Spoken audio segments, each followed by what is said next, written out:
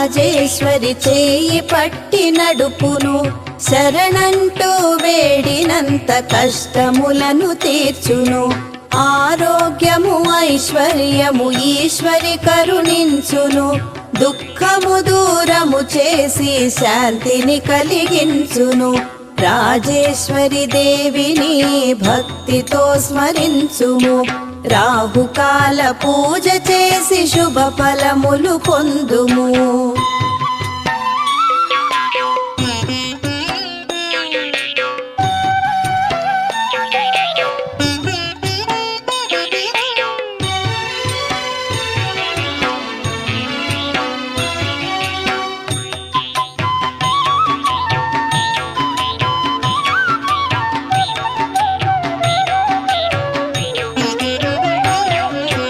రవివారము